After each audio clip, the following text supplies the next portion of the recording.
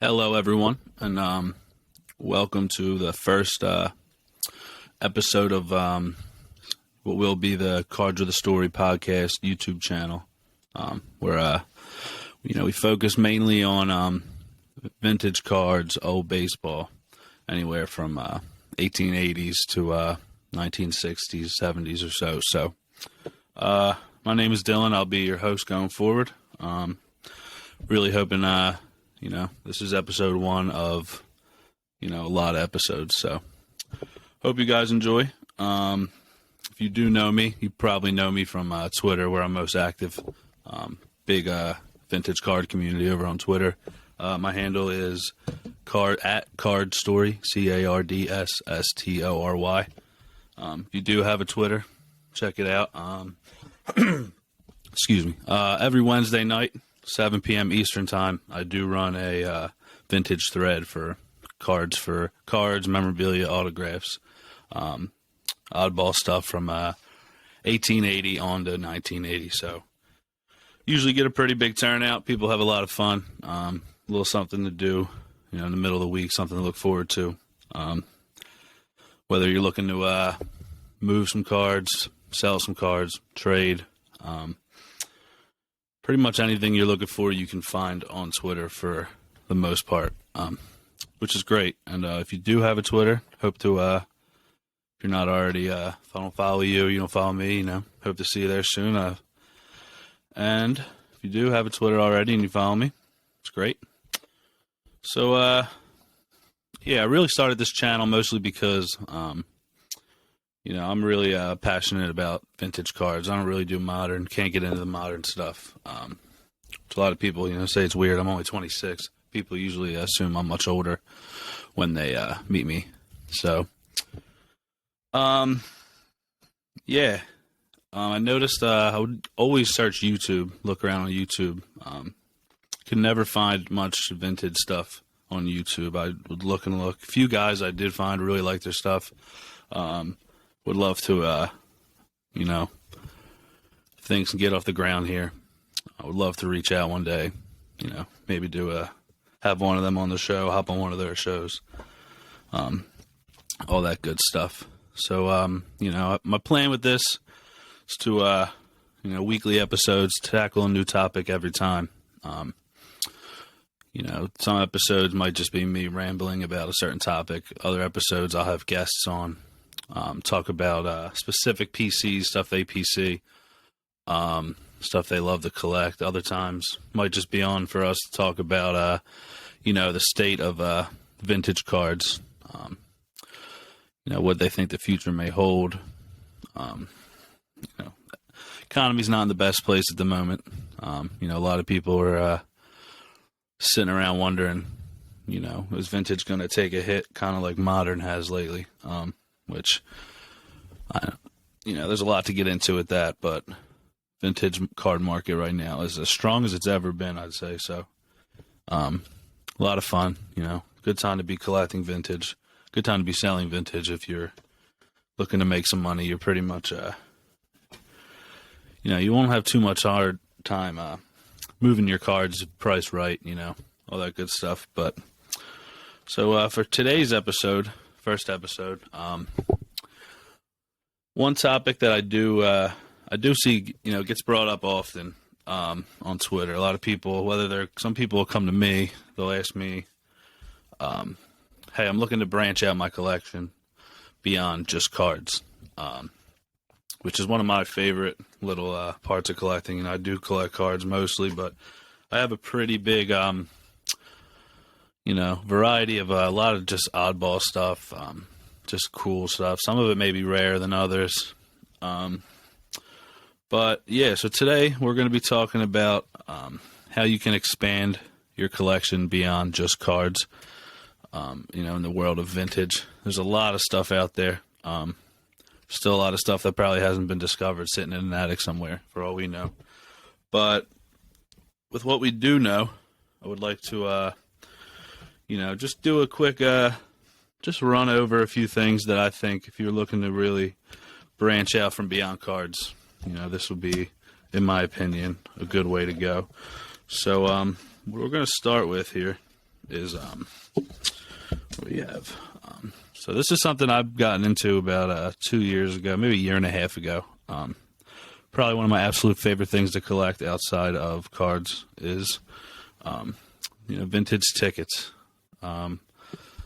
World Series, All-Star Game, and then I like to collect tickets from legendary stadiums, Ebbets, Polo Grounds, Comiskey, Fenway, all that good stuff. So I have a few here I just want to talk about. This is probably one of my all-time favorite pieces that's not a card in general, no matter what it is. This is 1950 World Series, or 1951, I'm sorry. 1951, Game 1. As many of you may know, that was Mickey Mantle and Willie Mays' rookie year. So Game 1 was both of their World Series debut. It was also Joe DiMaggio's last World Series. And pretty historic. Also the first World Series ever nationally televised on TV, which is pretty cool. I think the young guys, Mickey and Willie, didn't do too much.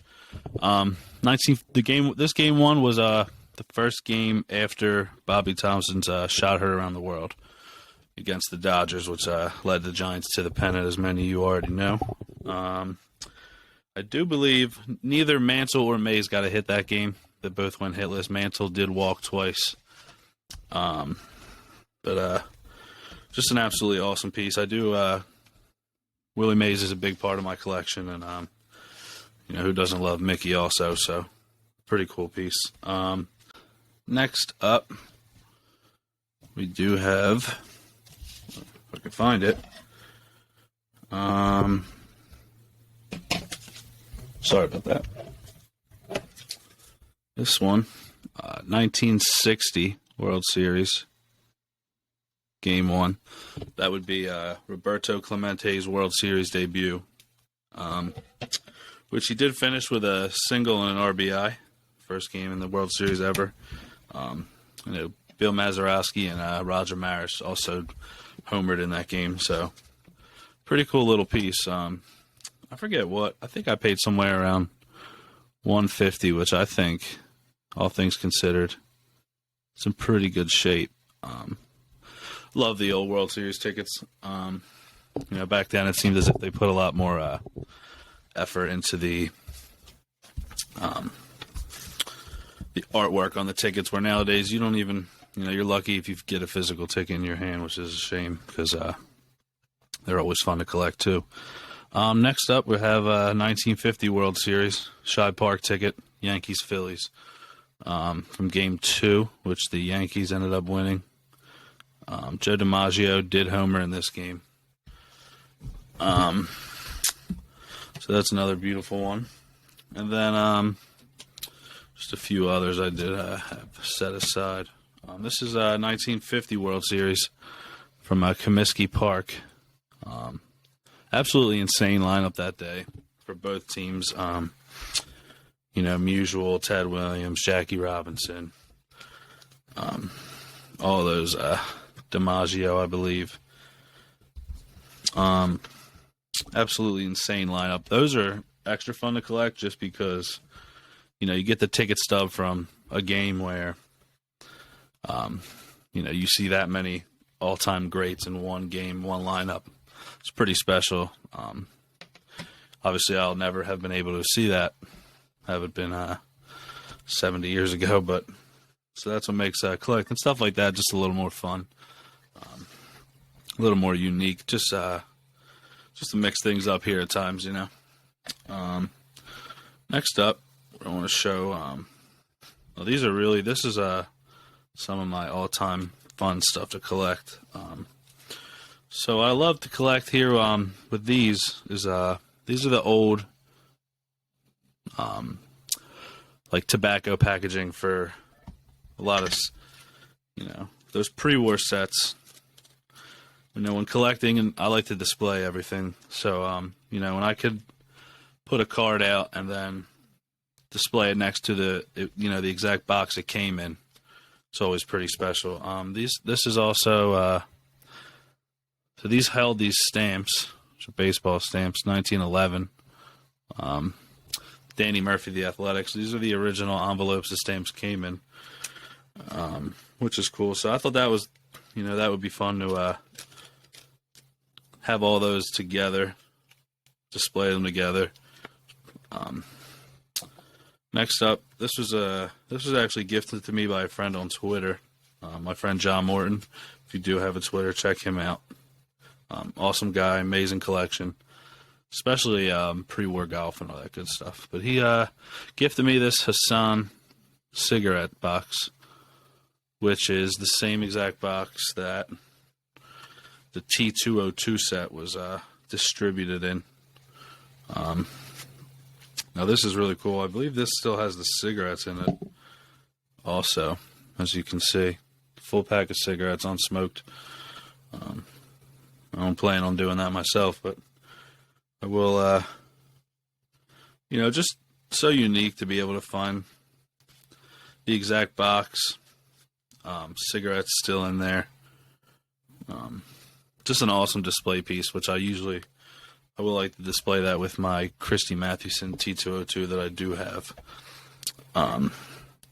Next up, we have this Colgan's Chips container, which had the Colgan's Chips cards in there. This is Tommy Leach from the Pirates. This I wanted for a long time before I actually got my hands on one of these. I wasn't too sure how that was going to go. But was very happy when I finally got my hands on one of these. And just really awesome to display. This is a little something this is not too baseball related, but it's a full unopened pack of Beach Nut Chewing Tobacco, who did have a lot of sponsors in Major League Baseball. So that's just a little fun thing I did pick up. I'll put it on my shelf. Usually I'll display it with some cards from the 1940s, 1950s, stuff like that. And then next up is just this. Picked this up at the Philly Card Show last June. Home Run cigarettes. I think these were actually originally believed to have been from the 20s until I think recently or a little while back people had discovered those. I think these were actually from the 50s or 60s, which I wish it was from the 20s. In hindsight, that would be pretty cool. But that's if you're into displaying stuff like I am, stuff like that I think is really your best bet in terms of adding a little flair to your pre-war collection when displaying and kind of bring it to life a little bit. We have next here. Another thing I see a lot of people on Twitter is when they want to they'll start looking for ways to branch out, not only to pre-war but 1800s cards. So a really awesome, cheap way to do that I found is these old trade cards, usually 1880s, 1890s. Just really awesome pieces. Sorry about the light. To figure out a better way for that. So these are really fun, really unique. Tend to be goofy a lot of the time. A lot of them don't make much sense, as you can see here. Not even sure what this is, what those are supposed to be, but pretty cool stuff. Just in a quick and easy way to branch out to a new part of collecting that you haven't, dove into yet, which is cool. Now this is something I don't have too many of, but I would love to start getting more of. And honestly, you can find these fairly cheap on eBay. Is old Scorecards. This is from the Athletics 1946 season. Don't believe this was ever marked. This is honestly in a pristine condition. It looks like they did write some player names in here, but they didn't score any of it, which is unusual. This was a game against Boston. Ted Williams, Bobby Doerr, Dom DiMaggio, John Pesky, all in the lineup that day. If you never read the book The Teammates, by the way, about those 4 players. I highly recommend doing that. One of my all-time favorite baseball books. So I only have one of those, which is unfortunate. Like I said, I would love to step my game up in that area. Try to land a few more of those if possible. Next up, one of my very favorite things to collect, which would be original photos, type 1s. This is Jake Dahlbear. I'm really sorry about the light. I'm going to have to find a new way here. But this thing is beautiful. This is Paul Thompson. His studio took that picture. Pretty popular studio at the time for him and Conlon and them guys. Were, took a lot of the great baseball photos of that era.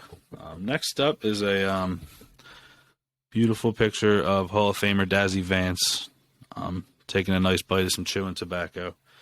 This is I can't remember if this one's dated, to be honest with you. Doesn't look like it, but I believe this was late 20s, early 30s.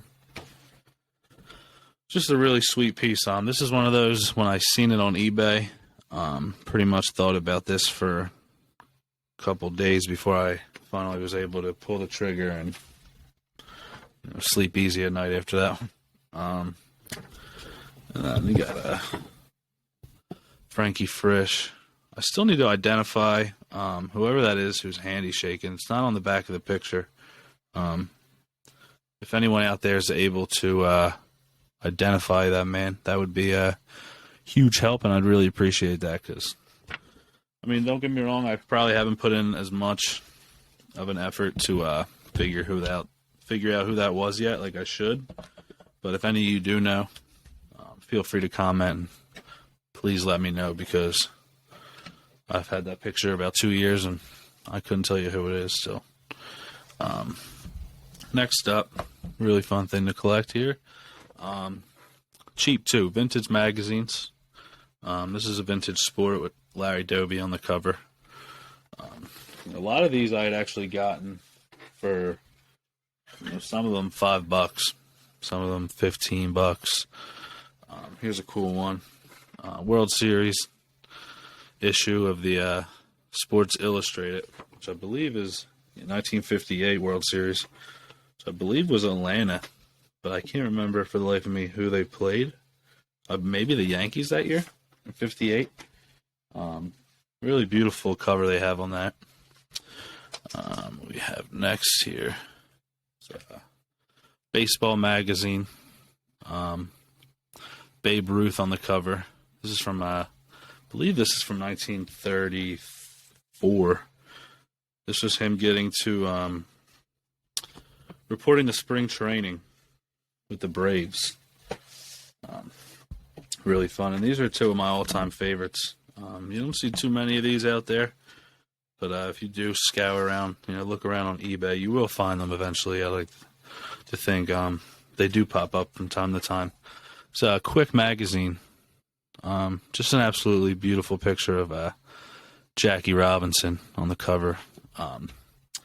This is from 1952. Just a really unique piece. The fact that they have Jackie over, the picture of Ebbets with all the ads in the back, just that classic Ebbets look. Can't really beat that for a piece like that. And then another Quick magazine that was one of those, had to have it once I finally stumbled across it, was another Quick magazine of Yogi Berra. Just classic image. Everyone loves Yogi. You could hate the Yankees, but you probably don't hate Yogi Berra. That's also from 1952, which is a lot of fun. Next up, is these vintage postcards, which you often will find incredibly cheap on eBay a lot of the time if you look around. This is an old Cracker Jack one, I believe 1913. Just an awesome picture. Get that nostalgic feeling with the Cracker Jacks mixed with it's a pre-war baseball look. So that was really fun eBay pickup. I actually just had lost out on an auction the other day. Tried to get another one because I like it that much, and actually ended up getting sniped last second as expected, so I wasn't too upset. Next up is this 1905 Giants postcard of it's the world champion Giants. You got Christy Mathewson on the front, which is pretty much the main reason I got it. Do have Red Ames on there, McGinty, all them guys.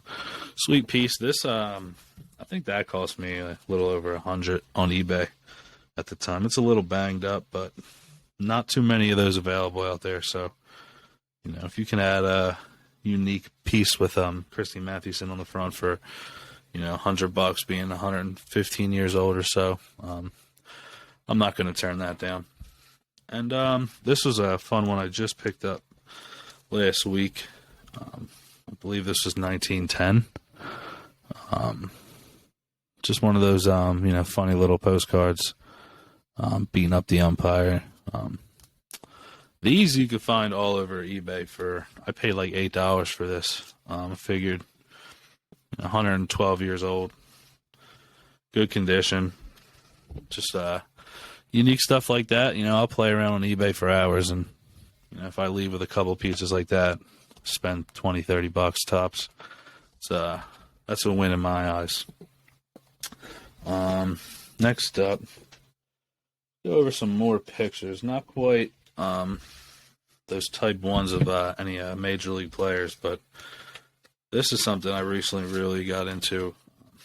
eBay is full of these, by the way.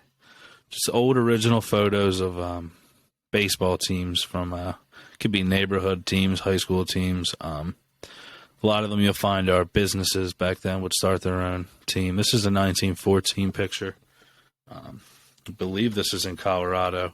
Looks like high school students. But I mean, you see that kid. You see the kids off to the right. They're in their snazzy suits and all that good stuff. Really cool. I have a few more of these, which I went on a spree a few months ago, picking these up left and right for next to nothing a lot of the time.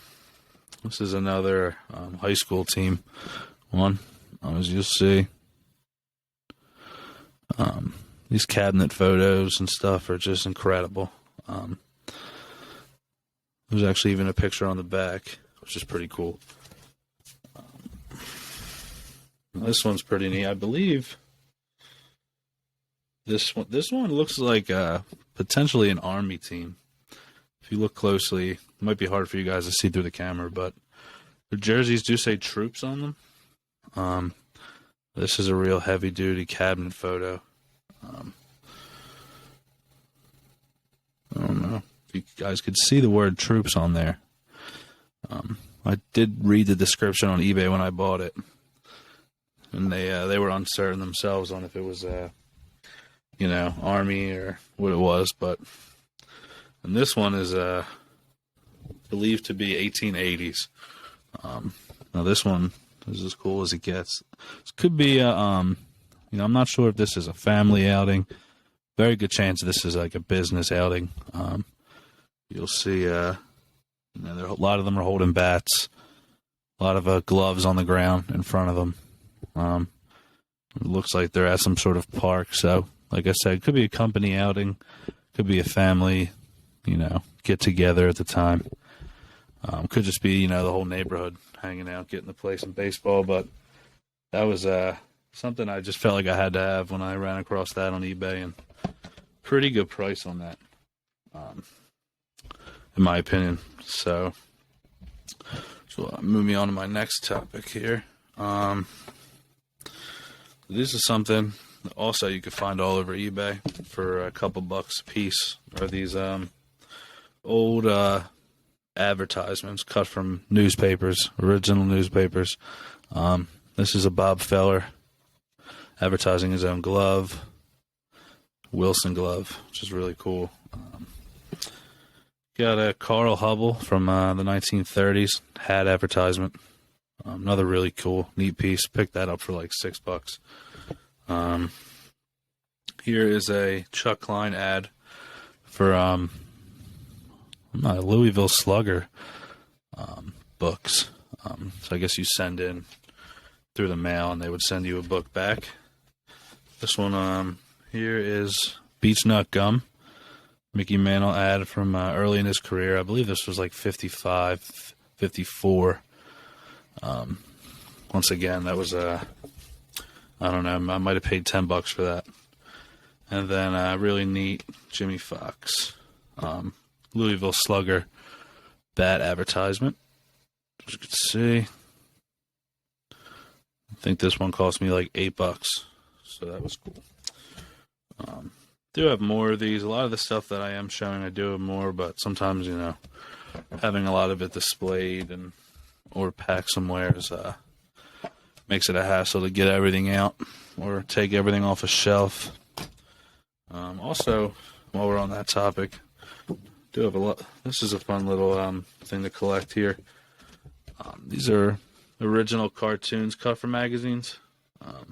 Probably have about 5 or 6 of these. This is a Jimmy Fox one found on eBay, but the picture of him swinging over the overlaid over the picture of him with the cigar was one of those. I couldn't pass up for the price, and you might never find another one of these. You don't know how many of these are laying around out there, but that's the kind of stuff that if I do see and I realize, hey, this isn't something that's growing on trees. If there is more of them out there, maybe a handful at best. And this is one more. This is just an article cut from a magazine. Just Jackie Robinson arriving at spring training. Roy Campanella, Don Newcomb, and Dan Bankhead are greeting him. I believe this was we do have the date somewhere on here. 1951. So that'll be his 4th year in the bigs. Arriving at spring training. Next up, something I found out about only a few months ago. So I picked up a handful of these from the same seller on eBay, who was cutting me some pretty good deals on, buying multiples. So these are Tip Top Weekly magazine. Basically that newspaper material. It's in pretty good shape. I believe this is from 1900, if I'm not mistaken, 1900 or 1901. I think I grabbed about 5 of these in a bulk deal over, maybe it was like 3 and 2 or something I picked up on eBay off the same seller. Just really cool. I believe these are just stories. These are kids' magazines where the whole thing is basically a story for them to read. This is a neat one. It's like a one-armed baseball player jumping over what appears to be a catcher maybe, or a first baseman or something. I think this is another one of those 1899 or 1901s. I do plan on getting more of these because I kind of have an idea with framing them and displaying them in my man cave here. So if you do want to, scour eBay, Tip Top Weekly. Last time I had checked, there was a ton on there, fairly priced, which is really all you could ask for. And we have here, not sure how many people, maybe some of you guys haven't heard of them, but they're pretty popular among vintage collectors, and which is Helmar Brewing, one of my all-time favorite baseball art creator, if you will. So he makes a lot of different cards, different sets, unique stuff. This is from his Oasis series. Just absolutely beautiful, thick, like you could see there. You can hear it. These are just really fun to display. About as unique as you're going to find for, baseball art. And these are what I'm about to show you next. These are new. I think they just started making these a few months back.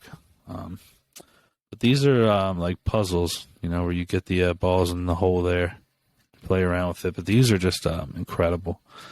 Really fun to add to a display. Just unique pieces. You won't find anything like this anywhere else. There's another one here. Do have a third one on display here, and 2 more coming from recent eBay auctions that I won. So pretty much hooked on these. If you're not familiar with Helmar's work, do yourself a favor.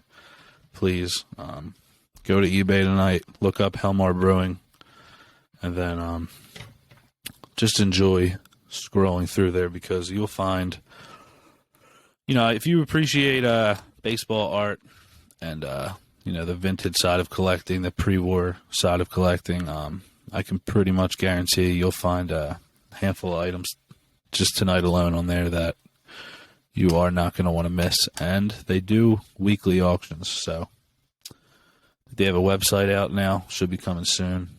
And I do plan on having, the guy that makes the cards and runs the whole company himself, should be joining me here, hopefully in one of the next few episodes. So check that one out. I will keep you guys posted on when that'll be. I have a lot of people on Twitter that collect his stuff, and I'm sure eBay or YouTube is full of that also. People that familiar with his art, love his art. So really looking forward to sitting down and having a talk with him here in the next few weeks.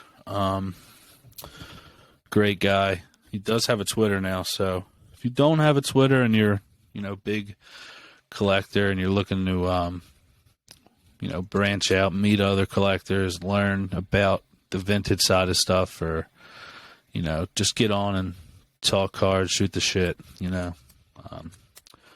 if you don't have a Twitter, I would definitely recommend hopping on. If you do, you can reach out to me on Twitter, and I will be glad to point you in the direction of a magnitude of vintage collectors. Huge community, do a lot for each other. Everyone's always looking out for each other. Really makes it special. People have done a ton for me on there, and very thankful for that. Thankful for, I wasn't too sure about the whole podcast YouTube channel thing.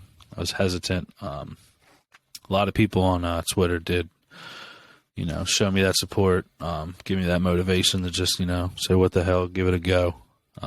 Appreciate everyone on there. And if you're not on there, I hope to see you soon. Like I said, every Wednesday night, 7 p.m. Eastern, we will be doing sales thread, 1880 to 1980. Anything goes pretty much in between those years. Memorabilia, cards, anything. The more unique of an item, the better. People think a lot of the time they reach out and they're like, oh, I have original pictures. I have original pennants, autographs. Someone the other day, one of my favorite people to collect or talk to on Twitter, he was, I believe he was actually running the Shoeless Joe Museum for quite a while, did an amazing job with it.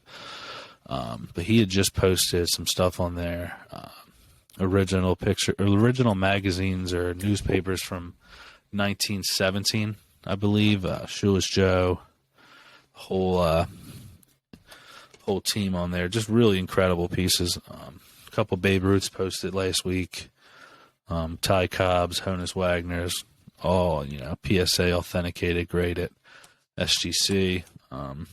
I picked up a ton of stuff on there. Don't do too much selling. I will sell if I'm, on the hunt for something that I really want to add to the collection. Sometimes I'll make some stuff move here and there, but I do also have a lot of people that see my Twitter and they think I'm a big time dealer of vintage, but truthfully, I'm just a collector. Do it all for fun. Active daily on there. You will pretty much won't catch me a day without being on that Twitter. So, do hope to see you guys there. And hopefully, you guys stay along for the ride here. We have a lot in store. Hopefully, we'll have plenty of guests over time. This is just the beginning. Bear with me here as I'm learning to go through all this stuff. Never did a YouTube channel, never did videos or stuff like that. So, but I do hope that over time I could teach you guys a few things, and vice versa. There's always something new to learn with vintage, and I'm learning every day. Can't wait to reach out, meet some new people, and expand my knowledge on the vintage side of things. So I hope you guys enjoyed this. Next week we'll have another episode out. Like I said, looking to do weekly episodes. So thank you guys for dropping in. If you did like this video, like, subscribe. Really appreciate you guys. Have a good night.